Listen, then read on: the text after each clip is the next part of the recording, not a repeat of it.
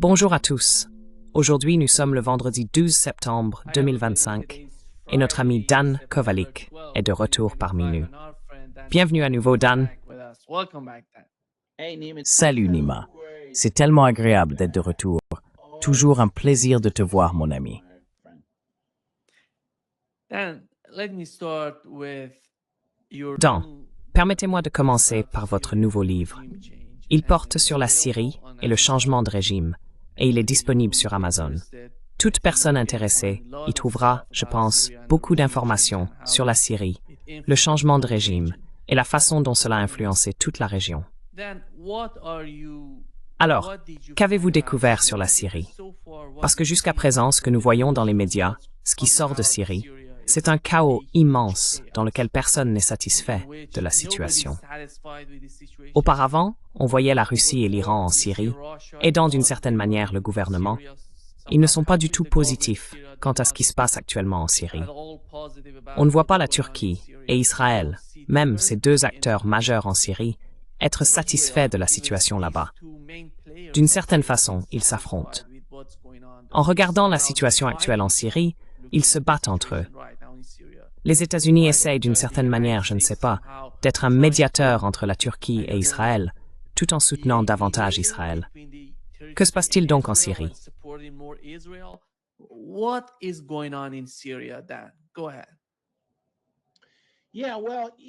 Allez-y. Oui, eh bien, vous savez, cela fait des années que je dis que le chaos est l'objectif de la politique étrangère américaine. Si vous regardez la Libye, l'Irak, la Somalie, Gaza et maintenant la Syrie, l'objectif semble être la déstabilisation complète des nations. Dans le cas de la Syrie, un pays qui existe depuis des siècles, qui jusqu'à récemment, et récemment signifiant il y a seulement quelques mois, était un tissu de différentes religions et ethnies, et maintenant c'est brisé. Ce pays a été brisé, et c'était l'objectif. Je ne suis pas sûr qu'Israël soit mécontent de ce qui se passe. Je pense qu'Israël voit une opportunité dans le chaos pour s'emparer de vastes portions de la Syrie. La Turquie voit la même chose.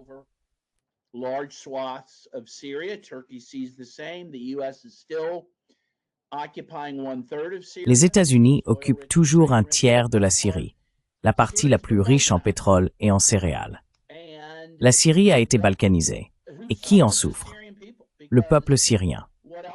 Parce que, qu'est-ce qui se passait d'autre? Et d'ailleurs, cela avait été prédit par un document déclassifié de la Defense Intelligence DI datant de 2012, qui disait que les puissances occidentales soutenaient Al-Qaïda en Syrie et que l'objectif d'Al-Qaïda était d'établir un califat religieux en Syrie. Eh bien, qui est arrivé au pouvoir? Al-Qaïda est arrivé au pouvoir, et ils sont en train d'établir un califat religieux en Syrie. Et qu'est-ce que cela signifie?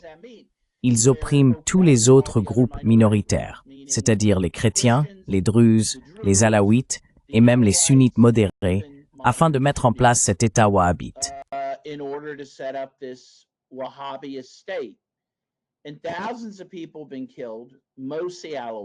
Et des milliers de personnes ont été tuées, principalement des alaouites.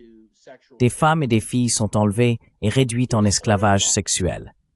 C'est terrifiant, et ils détruisent des antiquités, là encore appartenant à des groupes minoritaires, y compris des groupes chrétiens.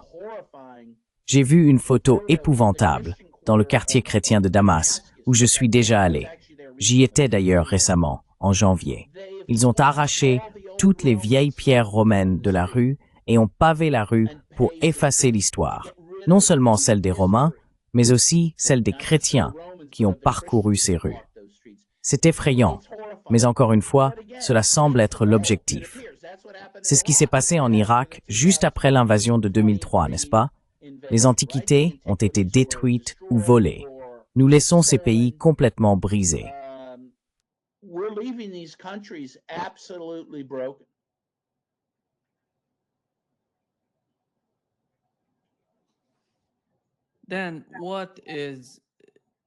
Nous savons que la Syrie s'est effondrée d'une certaine manière, que l'armée s'est effondrée. Mais comment comprenez-vous les forces qui ont facilité le processus d'effondrement du gouvernement en Syrie? Le régime Assad, le gouvernement Assad.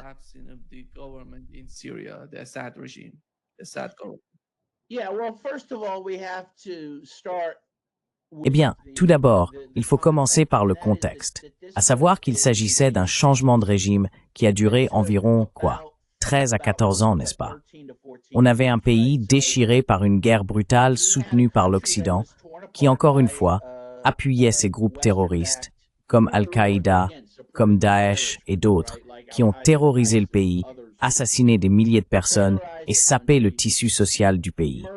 En plus de cela, il y avait des sanctions brutales, à nouveau imposées par les États-Unis, qui ont été considérablement renforcées sous Trump lors de sa première administration, dans ce qu'on a appelé les sanctions César, qui ont économiquement brisé ce pays.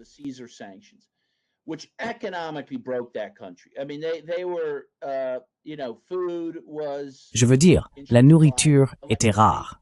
L'électricité fonctionnait à peine. Les gens n'avaient qu'environ 2 heures d'électricité par jour. Et tout le monde souffrait, y compris l'armée. Les soldats et même les hauts dirigeants étaient très peu payés parce qu'il y avait très peu d'argent à distribuer. Cela a non seulement démoralisé l'armée, mais il semble qu'à la fin novembre et en décembre 2012, des membres haut placés de l'armée aient été soudoyés, et facilement soudoyés parce qu'ils étaient désespérés, n'est-ce pas? Il semble que le Qatar les ait probablement payés pour qu'ils se retirent.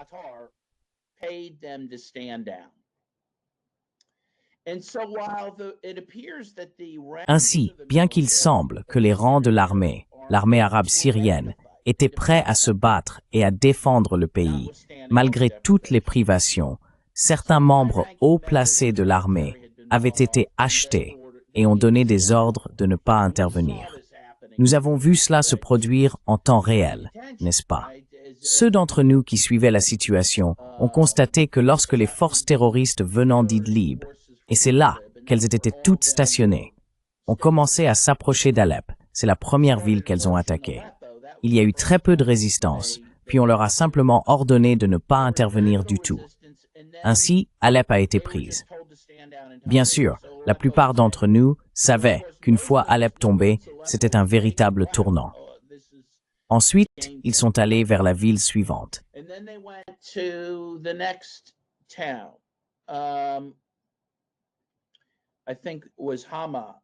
Je pense que c'était Hama, et il y a eu un peu de résistance là-bas. Puis l'armée a dit, retirons-nous ici et replions-nous. Ensuite, ils sont arrivés à Homs et la même chose s'est produite. Puis ils ont pris le contrôle de Damas.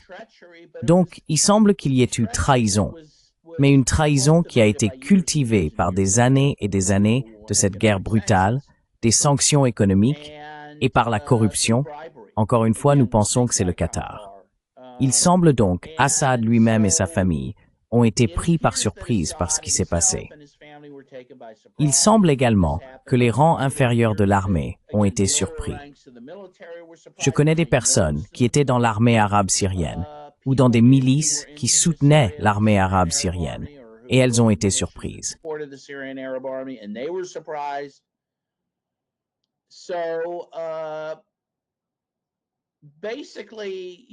En gros, le pays a fini par être livré à Al-Qaïda, qui s'est rebaptisé HTS.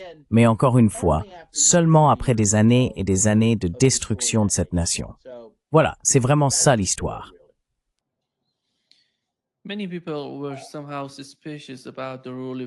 Beaucoup de gens étaient d'une certaine manière méfiants quant au rôle de l'Iran et de la Russie.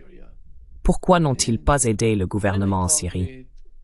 Et lorsque je parle avec des Iraniens et d'une certaine façon des Russes, ils pensent que le gouvernement Assad, c'était une décision délibérée de leur part. Ils ont décidé de réduire le type de liens sécuritaires, de liens militaires, avec les deux pays, l'Iran et la Russie. Et après tout, il semble qu'Assad ait décidé de réduire le nombre de personnels militaires ou de personnes qui essayaient d'aider militairement la Syrie. Ils ont réduit le nombre de ces personnes. Je ne sais pas si les Russes ou les Iraniens les ont réduits de façon drastique au cours des 2 ou 3 années précédant l'effondrement, mais au cours des 2 ou 3 dernières années, quelle est votre compréhension de cela? Quelle a été la décision de la Russie et de l'Iran? Pourquoi, selon vous, ont-ils agi ainsi? countries, why they did that, in your opinion? Well, first of all, we don't know for sure. Okay, so Eh bien, tout d'abord, nous n'en sommes pas certains. Je pense donc que l'histoire complète de la façon dont la Syrie, l'effondrement final, a eu lieu reste à écrire, car nous n'en savons pas encore assez. Ce que disent les Iraniens et les Russes, c'est qu'ils étaient prêts à se battre pour défendre la Syrie et Assad, mais qu'une fois qu'il est devenu clair que l'armée syrienne elle-même n'était pas disposée à défendre le pays, ils n'allaient pas le faire à leur place. C'est la position à la fois de l'Iran et de la Russie. Nous étions là, nous étions prêts à le faire, mais nous ne pouvions pas le faire pour eux s'ils n'étaient pas prêts à le faire eux-mêmes. Et je pense que c'est probablement en grande partie vrai. Mais en plus de cela, pour l'Iran, je ne peux pas croire d'abord, l'Iran a beaucoup sacrifié pour défendre la Syrie pendant de nombreuses années.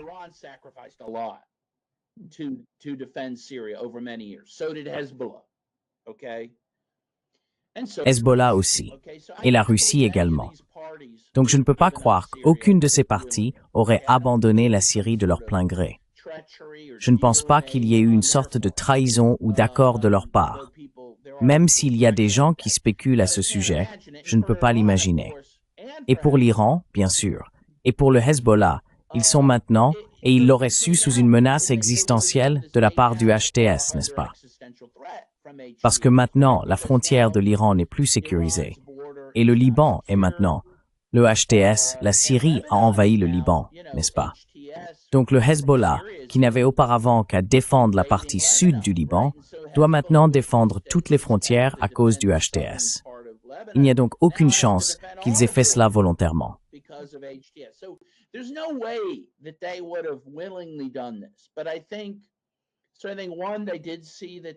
Mais je pense, d'une part qu'ils ont vu que l'armée s'effondrait et qu'ils ne pouvaient tout simplement pas s'en sortir seuls sans une intervention plus importante qu'ils ne voulaient pas mener, qu'ils ne pensaient même pas appropriée.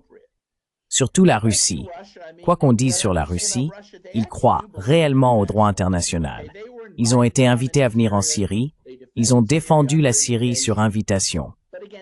Mais encore une fois, ils n'allaient pas s'engager dans une guerre unilatérale sans le soutien de l'armée syrienne. Cela dit, je pense qu'il est aussi vrai que la Russie était embourbée en Ukraine, évidemment.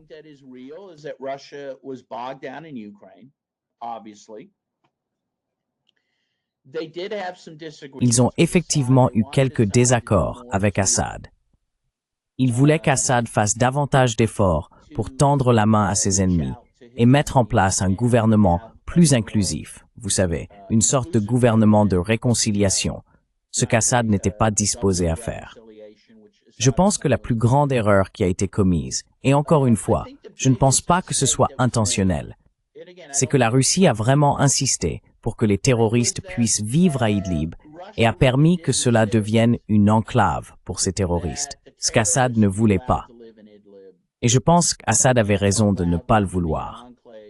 Je veux dire, comment fait-on cela? Comment un pays, aux États-Unis par exemple, si nous avions Al-Qaïda essayant de renverser le gouvernement et que nous disions, d'accord, on va juste les laisser vivre dans le Maine.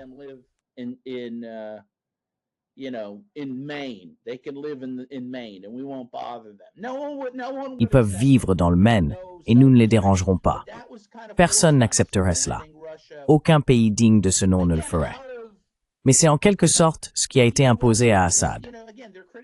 Et je pense que la Russie, encore une fois, vous savez, on la critique, mais elle n'a pas soif de sang. Elle ne voulait pas simplement détruire tous ces groupes à Idlib qui se trouvaient aussi évidemment parmi la population d'Idlib.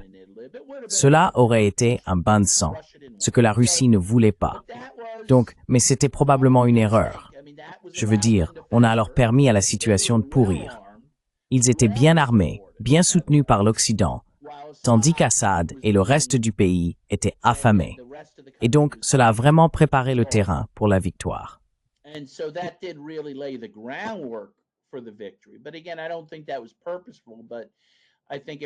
Mais encore une fois, je ne pense pas que cela était intentionnel.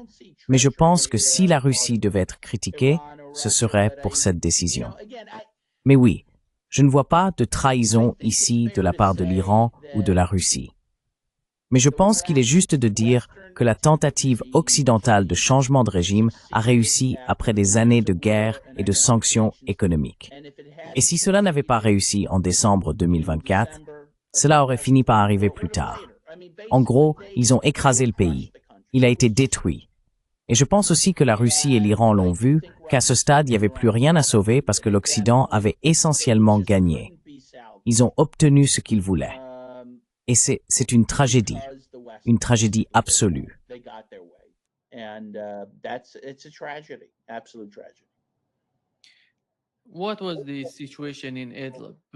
Quelle était la situation à Idlib avant que tout cela n'arrive, avant cette sorte de soulèvement, ou comment peut-on l'appeler? Je ne sais pas comment l'appeler. Ce n'était pas une révolution. Ce n'était rien de tout cela. C'était juste, parce que ces types sont arrivés. Regardez, souvenez-vous simplement de ce qui s'est passé en Syrie. Ils n'avaient pas d'armes lourdes. Ils sont venus seulement avec des armes légères, un petit groupe de 20 000 combattants, pour la plupart pas très bien entraînés, pour mener une guerre contre une armée qui était en Syrie, qui était préparée et avait tout ce qu'il fallait pour riposter. Mais avant d'en arriver là, que s'est-il passé à Idlib? Vous avez mentionné que la Russie avait d'une certaine manière convaincu le gouvernement syrien d'accepter ce qui s'est passé à Idlib. Il me semble qu'Idlib était plus proche de la Turquie que du gouvernement. Et comment la Turquie a-t-elle facilité cela?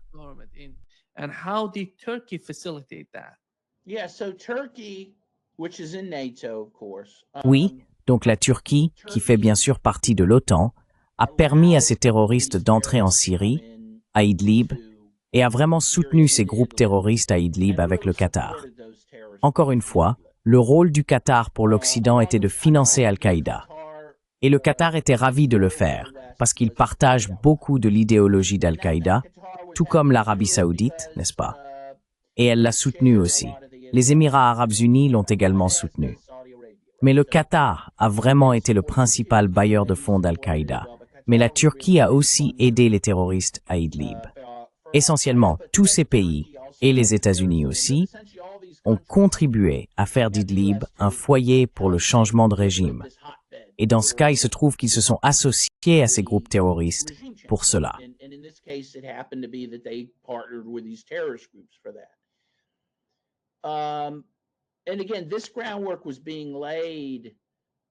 Encore une fois, ce travail de fond a été préparé pendant des années et des années. À chaque interview, je mentionne toujours cet article que les gens doivent lire et garder en tête, écrit par Seymour Hersh en 2007 dans le magazine The New Yorker, intitulé The Redirection. Ce que disait Seymour Hersh à l'époque, et cela prend tout son sens puisque nous venons de commémorer l'anniversaire du 11 septembre hier, c'est qu'en 2007, il affirmait qu'en 2005, l'administration Bush était passée d'une guerre totale contre Al-Qaïda à un soutien apporté à Al-Qaïda et à d'autres groupes terroristes pour mener des opérations de changement de régime dans des pays comme la Syrie et, espérons-le, à terme, l'Iran et la Libye également.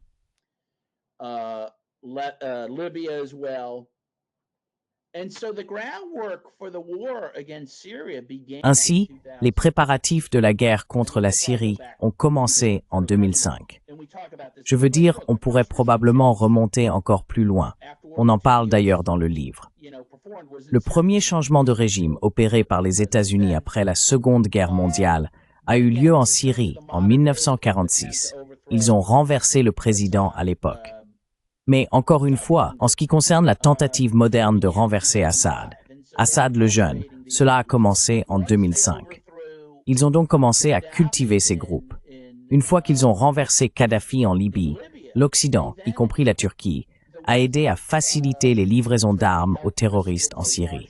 Et cela a véritablement lancé la guerre contre Assad.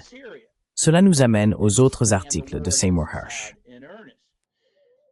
That raises Seymour Hersh's other articles. So Hersh was writing for the New Yorker in 2007. Donc, Hersh écrivait pour The New Yorker en 2007, un journaliste lauréat du prix Pulitzer. Mais ensuite, il a publié un article qui a vraiment mis fin à sa carrière dans les médias traditionnels occidentaux en tant que journaliste. Et c'était, comment s'appelle-t-il, la ligne rouge et la filière des rats, quelque chose comme ça, dans lequel ils parlaient de cette filière qu'ils avaient mise en place de la Libye vers la Syrie pour commencer à soutenir ces groupes terroristes, encore une fois, en 2011. Et c'est là que n'a pas une révolte, parce que ces groupes avaient été amenés de l'extérieur en Syrie. Et ils ont profité de certaines protestations légitimes, pacifiques et indigènes. Mais ils les ont exploitées pour commencer à attaquer physiquement et violemment le gouvernement et la population.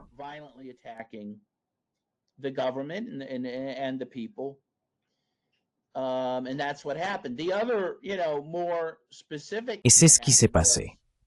L'autre chose plus spécifique qui s'est produite, c'est que Al-Jolani, qui faisait partie de l'État islamique, il était un dirigeant de l'État islamique en Irak avant que cela n'arrive. Il a été capturé en Irak pour avoir attaqué les forces américaines et il a été emprisonné dans une prison militaire américaine. Eh bien, à un moment donné, il a été autorisé à quitter cette prison et à se rendre en Syrie. Et il allait devenir le chef d'Al-Qaïda soutenu par l'Occident. Clairement, il allait devenir un atout pour les États-Unis, et il l'est encore aujourd'hui. Il est maintenant le dirigeant de la Syrie. Donc tout cela a été planifié. Encore une fois, pour souligner que ce n'était pas un soulèvement indigène, à un moment donné, l'ambassadeur syrien auprès de l'ONU a déclaré que la Syrie avait collecté des passeports parmi les combattants étrangers provenant de 101 pays différents.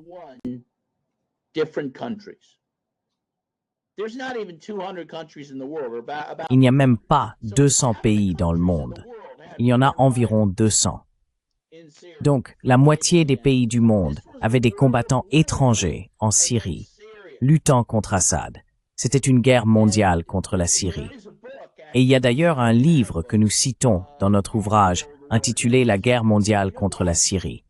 Je veux dire, c'était tout comme il y a eu une guerre mondiale contre le Congo à la fin des années 1990. Et il existe aussi un livre à ce sujet. Ce sont des choses que vous n'allez pas apprendre au lycée, d'accord? Ni en cours d'éducation civique, ni en géographie. Mais ce furent des guerres mondiales menées pour des gains géopolitiques. Et les victimes sont ceux qui vivent dans des pays comme la Syrie. Mais c'est tout. Consultez donc ces articles de Seymour Hersh. Je veux dire, il disait que cela se produisait. Et c'est effectivement arrivé, vous savez.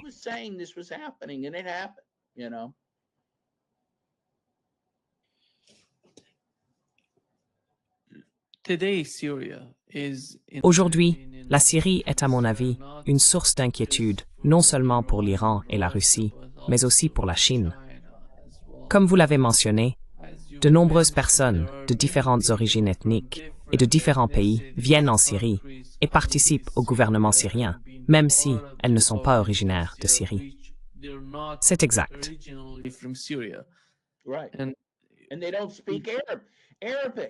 Et ils ne parlent pas arabe. Je veux dire, un tiers des combattants du HTS sont des combattants étrangers qui n'ont aucun lien avec la Syrie, qui ne se soucient pas de la Syrie, qui ne se soucient pas des Syriens, qui ne parlent même pas leur langue. D'ailleurs, même Al-Jolani, il parle arabe, mais pas avec un accent syrien, ce qui est très évident pour le peuple syrien. Oui, mais il y avait les Ouïghours venus de Chine, et ils ont juré de retourner en Chine et d'y semer le trouble. Et je suis sûr que l'Occident sera très heureux de les soutenir dans cette démarche, tout comme l'Occident était très heureux de soutenir les terroristes en Tchétchénie contre la Russie. Je veux dire, c'est la politique étrangère des États-Unis. Ce n'est pas de lutter contre le terrorisme, c'est de répandre le terrorisme. Et c'est, vous savez, c'est drôle ou pas drôle, je ne sais pas. Vous savez, Trump, quand il se présentait à la présidence en 2016, il en a parlé.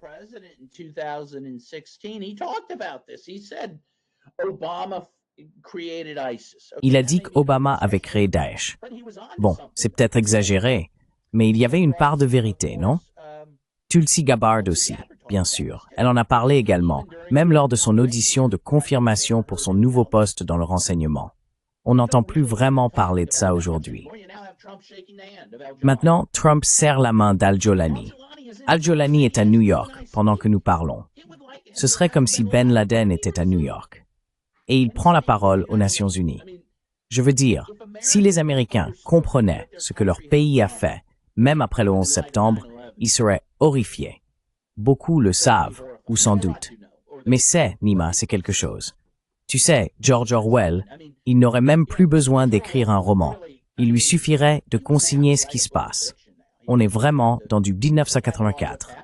C'est, tu sais, une époque incroyable dans laquelle on vit, et pas dans le bon sens du terme.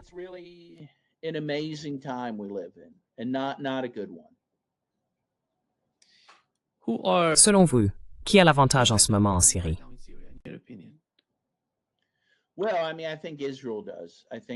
Eh bien, je veux dire, je pense qu'Israël le fait.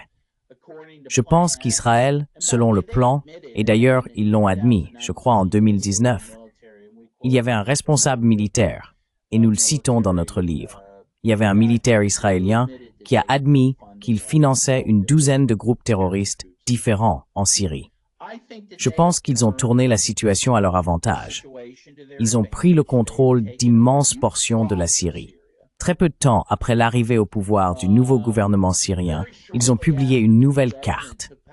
Le ministre de l'Intérieur a publié une nouvelle carte de la Syrie qui n'incluait pas le plateau du Golan. Cela a en gros été cédé à Israël.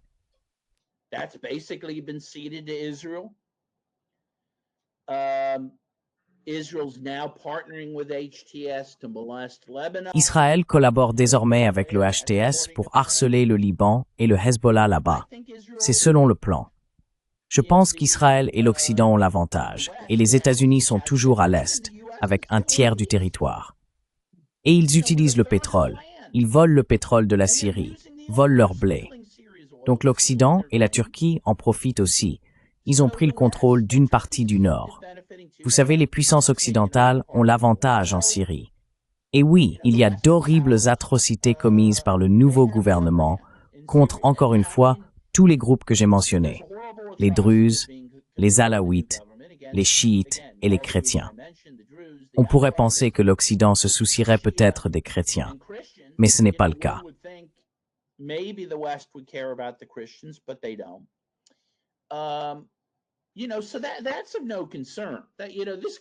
Donc cela ne les concerne pas. Ce chaos et cette violence, cela n'a aucune importance pour les puissances que je viens de mentionner. Elles obtiennent ce qu'elles veulent, elles gagnent. Et cela a affaibli l'Iran.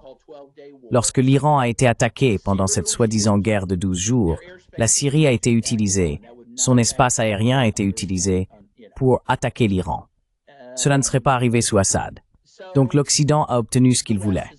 Ils ont gagné en Syrie. Je veux dire, vous savez, cela pourrait changer. Le monde change. Mais pour le moment, ils ont gagné et ils gagnent, c'est certain. Vous avez mentionné l'accent. L'accent d'Al-Jolani n'est pas syrien. D'où vient-il?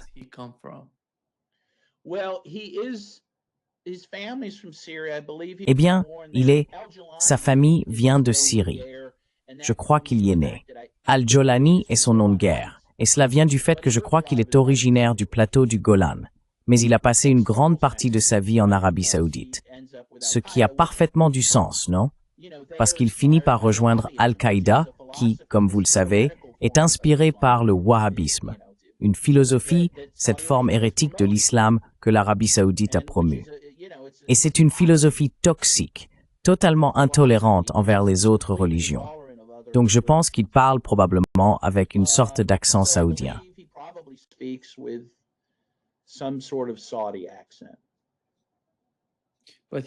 Mais il vient d'Arabie Saoudite. Mais est-ce qu'il est né et a grandi en Arabie Saoudite?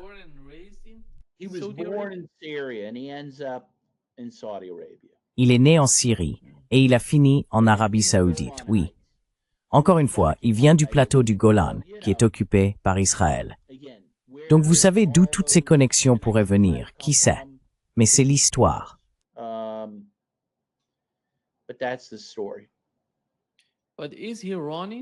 Mais est-ce qu'il dirige ces personnes en Syrie? Ou bien peut-il contrôler une certaine force sur certains groupes, tandis que les autres font simplement ce qu'ils veulent? Comment cela fonctionne-t-il en Syrie? is that working in Syria? Yeah, well, I think you hit the nail on the head. Oui. I think he's Eh not bien, fully je pense que vous avez parfaitement raison. of his own force. Je pense So there's qu'il n'a pas about- totalement le he has about contrôle de ses propres 35,000 forces. fighters, or he Il dispose d'environ 35 000 combattants, ou du moins c'était le cas lorsqu'il a pris le pouvoir. But, you know, Ce nombre a probablement augmenté, non? Je suis sûr qu'ils ont recruté de nouvelles personnes, mais à l'origine, il comptait environ 35 000 forces lorsqu'il a pris le pouvoir. Parmi ces 35 000, il y avait 26 factions différentes et des factions à l'intérieur de ces factions. Et encore, un tiers de ces personnes sont des combattants étrangers, dont beaucoup ne parlent même pas arabe. Beaucoup de gens avec qui il ne peut probablement même pas communiquer sans traducteur. Il ne peut pas contrôler toutes ces personnes. Et je pense qu'à l'origine, lorsqu'il a pris le pouvoir, il a essayé et a peut-être effectivement eu un certain contrôle sur eux.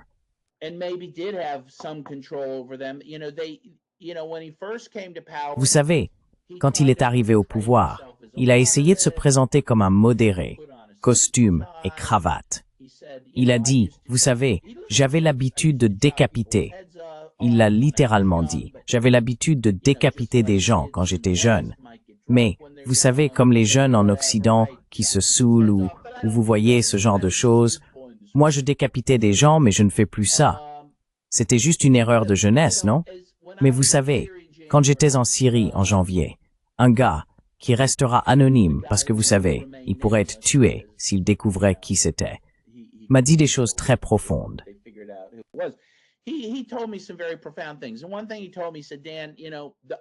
Et il m'a dit une chose, il a dit, Dan, tu sais, la seule. Encore une fois, la situation commençait à se dégrader quand j'étais là, mais ce n'est vraiment devenu totalement génocidaire qu'en mars, quelques mois plus tard. Mais au moment où je parlais à ce Syrien en janvier, il m'a dit, Dan, tu sais, la seule chose qui unit ces terroristes, c'est le djihad. Tu comprends? Surtout les combattants étrangers. Ils ne sont pas venus ici pour un pique-nique. Ils sont venus ici pour le djihad, pour instaurer ce califat. Et il m'a dit à ce moment-là, encore une fois, avant que le véritable bain de sang ne commence, il a dit que le problème auquel Al-Jilani allait être confronté, c'est que sans djihad, sans les laisser s'en prendre aux groupes minoritaires, il ne pourra probablement pas les contrôler.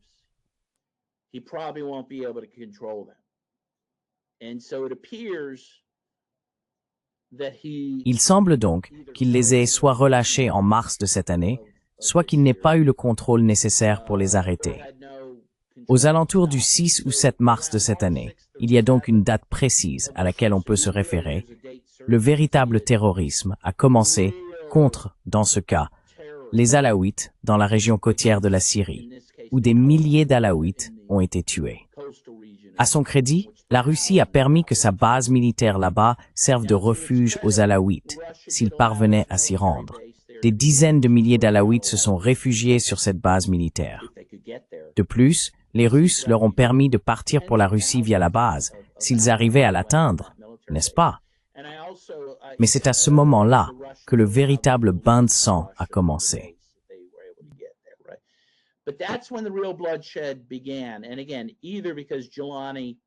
Et encore une fois, soit parce qu'Al-Jilani ne pouvait pas contrôler ces groupes, soit parce qu'il devait les laisser assouvir une partie de leur soif de sang sous peine de les perdre. Mais vous savez, c'est la nature de ce groupe, encore une fois que l'Occident a rassemblé et soutenu. Et vous savez, c'est horrible. C'est horrible. Tous mes amis en Syrie veulent partir. Ils se cachent, certains chez eux. Ils ne quittent même pas leur domicile pour aller travailler ou aller à l'école. Certains se cachent dans les bois. Et les forces d'Al-Jilani, d'ailleurs, le savent. Ils brûlent des forêts pour essayer soit de trouver des gens, soit de les déloger par la fumée, soit de les tuer. C'est vraiment horrible, Nima. Vraiment, vraiment terrible.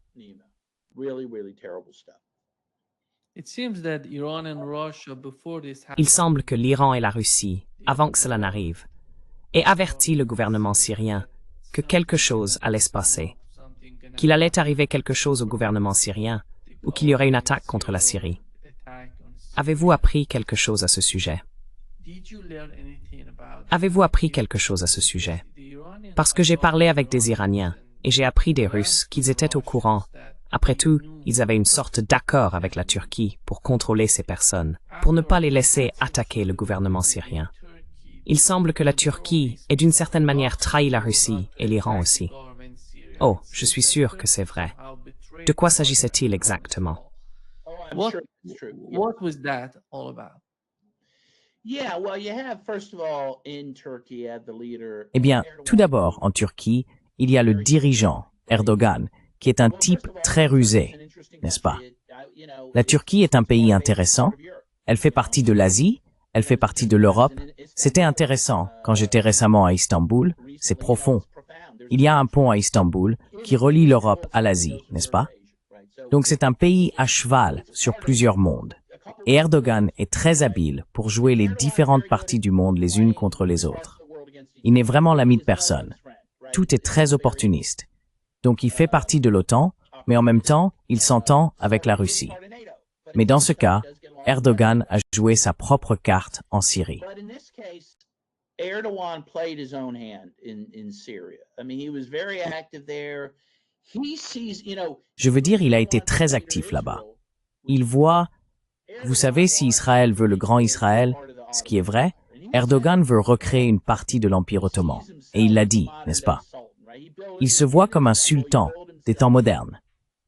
À Istanbul, il s'est fait construire la deuxième plus grande mosquée du monde, ou du moins, elle a 6 minarets. On ne peut en avoir que 7, c'est le maximum. Car à la Mecque, il y en a 7. On ne peut pas en avoir plus, donc il en a 6 pour lui. Bref, il veut créer un mini-empire ottoman, et la Syrie en fait partie. Donc il a fait, je pense, oui, il a conclu un accord selon lequel Idlib serait autorisé à exister avec ses groupes terroristes à l'intérieur, mais qu'il ne s'en prendrait pas à Assad. Mais oui, il a finalement renié cet accord.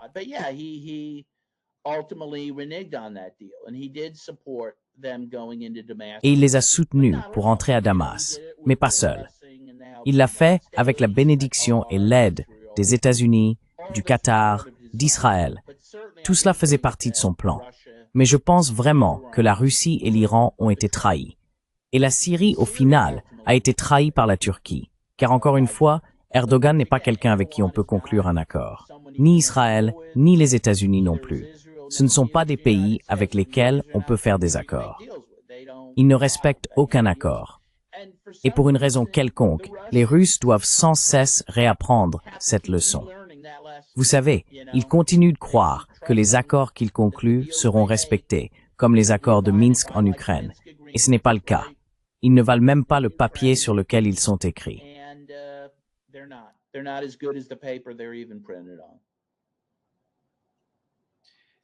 And we know that Et nous savons que des Ouïghours se trouvaient en Syrie, participant à ce type d'attaque contre le gouvernement syrien. Quelle est, selon vous, la position du gouvernement chinois? Comment perçoivent-ils la situation en Syrie? Chinese government, how do they feel about what's going on in Syria? Well, they're very worried. They're very worried that those. Eh bien, ils sont très inquiets. Ils craignent vraiment que ces combattants très armés et très aguerris ne reviennent en Chine et n'y causent des problèmes. Et les Ouïghours ont déclaré que c'était leur intention. Et encore une fois, l'Occident sera ravi de les soutenir dans cette démarche. Donc, vous savez, ce bloc, en quelque sorte le bloc des BRICS, avec la Chine, la Russie, l'Iran, ils sont très nerveux à propos de ce qui se passe en Syrie. C'est très dangereux pour eux. Vous savez, il s'agit vraiment de la zone frontalière de ce qui était autrefois l'Union soviétique. Et c'est pourquoi la Russie entretient une relation très forte avec la Syrie et l'avait déjà avec les Assad sous la Russie et l'Union soviétique. Donc ils sont tous très inquiets de ce qui va se passer et que la terreur qui sévit en Syrie déborde, et cela arrivera. Cela déborde déjà au Liban et cela s'étendra à d'autres régions, peut-être même à l'Occident, à l'Europe. Mais c'est ce qui arrive quand on soutient des terroristes. On ne peut pas les contrôler. But that's what happens when you support terrorists. You can't control them. I think Russia has learned Je pense que la Russie a tiré ses leçons. Et avec le cas d'Idlib, ne veut pas laisser l'Ukraine devenir un Ukraine, nouvel Idlib pour la Russie. for Russia. Yeah. Just to- Oui, oui. Eh bien, je pense que c'est exact. Je pense que c'est de cela qu'il s'agit avec l'opération militaire spéciale, non? Je veux dire, ils l'ont vu. Et d'ailleurs, c'est un très bon parallèle parce que les Ukrainiens, vous savez, les fascistes en Ukraine, travaillent aussi avec ces terroristes à Idlib et vice-versa. Et ils se sont aidés mutuellement. Des terroristes d'Idlib sont allés en Ukraine pour combattre avec le gouvernement de Kiev et les forces ukrainiennes ont aidé les terroristes à Idlib. Donc tout cela fait partie de la même guerre, non? Du moins, cet aspect-là. Je ne sais pas, appelleriez-vous cela un conflit de basse intensité? J'imagine qu'à ce stade, c'est de haute intensité. Je veux dire, c'est un peu au grand jour, mais cela fait partie d'une guerre mondiale que nous voyons, la Troisième Guerre mondiale, qui existe. Cela ne ressemble pas à la Première ou à la Seconde Guerre mondiale. Dieu merci, pas encore, mais elle existe. Elle existe. Il y a une guerre mondiale en cours, et ce sont les théâtres où elle se déroule en ce moment.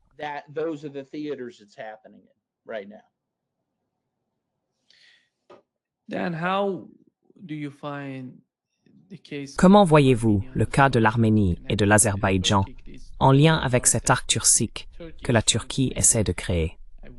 Je dirais que cela commence en Syrie, avec la Turquie qui se dirige vers l'Azerbaïdjan, puis vers l'Asie centrale. C'est l'une des principales préoccupations récemment, surtout avec l'Azerbaïdjan utilisé pour attaquer l'Iran. D'un autre côté, il y a le conflit entre l'Azerbaïdjan et la Russie, et la nouvelle, comment l'ont-ils appelée? La route Trump de la paix et de la prospérité. Le corridor du Zangezur. Ils ne l'ont pas renommé. Comment voyez-vous la situation dans la région, avec cette ligne qui s'étend vers l'Asie centrale, et la manière dont la Russie et l'Iran essaient d'y répondre?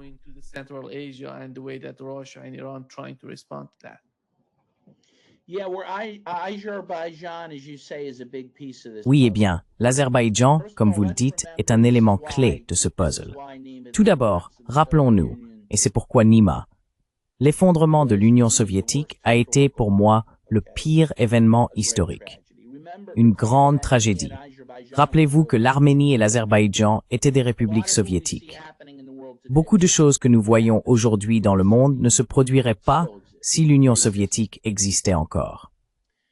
L'Azerbaïdjan est très important en ce moment. L'autre chose qu'ils font, c'est fournir du pétrole via la Turquie à Israël. Israël ne pourrait pas mener son génocide sans le pétrole bon marché de l'Azerbaïdjan. L'Azerbaïdjan est la pièce maîtresse de l'Occident contre la Russie, contre les Palestiniens.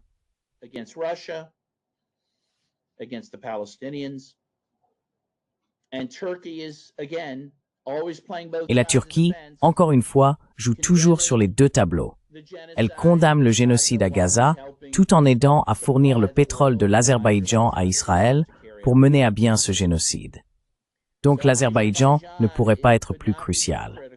Et oui, c'est désormais un grand antagoniste envers la Russie et envers l'Arménie, qui est amie avec la Russie. Et rappelons, le génocide arménien. Tout cela est aussi très important. Souvenez-vous du génocide arménien, en 1915, qui a été perpétré par la Turquie contre les chrétiens arméniens. Eh bien, les Syriens sont très... Vous savez, il y a des chrétiens arméniens en Syrie et d'autres chrétiens en Syrie. Ils craignent que ce type de génocide ne les touche à leur tour. Et, dans une certaine mesure, cela a déjà commencé, vous savez.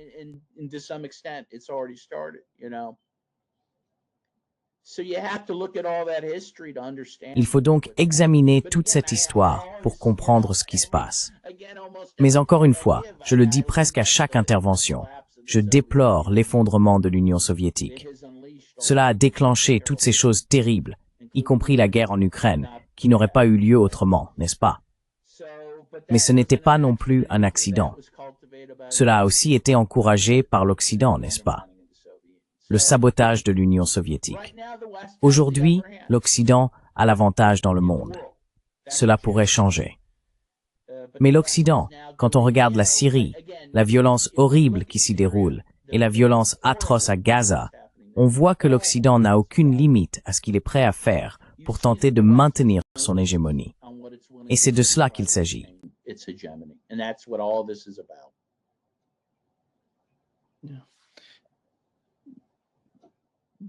Oui. Mais lorsqu'il s'agit du sommet de l'OCS, des BRICS, il ne semble pas que les États-Unis soient capables de faire pression sur ces pays comme ils le faisaient auparavant. Regardez l'Inde aujourd'hui. Regardez le Brésil ici au Brésil. Regardez la Chine, la guerre tarifaire avec la Chine. Tout se retourne contre les États-Unis.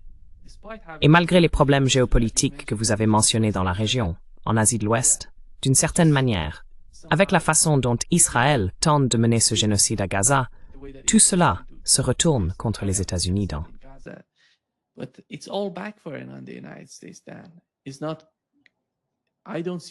Je ne vois rien de bon sortir de cela pour les États-Unis. Aucun avantage. Au moins avec l'attaque contre le Qatar qui va en bénéficier. L'attaque israélienne a échoué. Et c'est, à mon avis, une énorme opportunité pour la Chine et la Russie de s'impliquer davantage, de renforcer leurs liens avec les gouvernements du Moyen-Orient et de leur proposer des pactes de sécurité, des contrats de sécurité, des accords de sécurité. Comment voyez-vous cela? Comment voyez-vous les États-Unis gérer cette situation?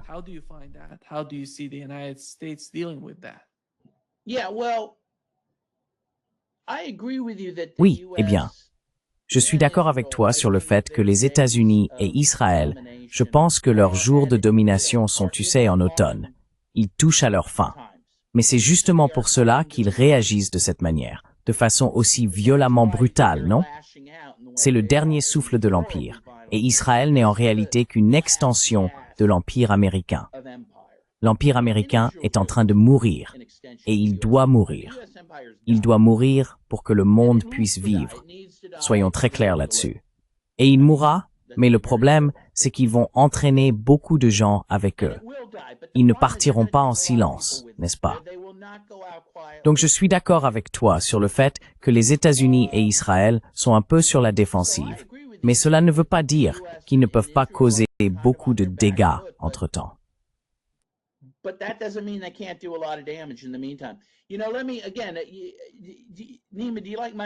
Tu sais, laisse-moi encore une fois, Nima. Est-ce que tu aimes Michael Parenti? Tu t'intéresses à Michael Parenti? L'un des grands intellectuels. Je dis toujours pas Chomsky, mais Parenti. Parenti a dit quelque chose de très profond quand l'Union soviétique s'est effondrée.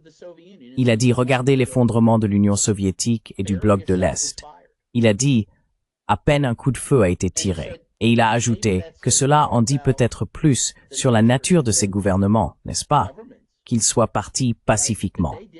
Les États-Unis et Israël ne partiront pas pacifiquement. Ils vont tuer beaucoup de gens et détruire beaucoup de sociétés en partant, y compris la leur.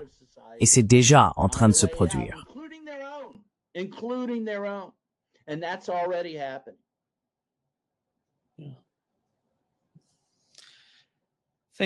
Merci beaucoup, Don, d'être avec nous aujourd'hui. C'est toujours un grand plaisir. Le plaisir est pour moi. C'est un honneur et un plaisir pour moi. J'adore votre émission. C'est un honneur de vous recevoir, Don. Vous êtes quelqu'un de formidable. Merci. Merci de m'avoir invité. Vous aussi. À bientôt, Don. D'accord. Merci. Au revoir. Au revoir.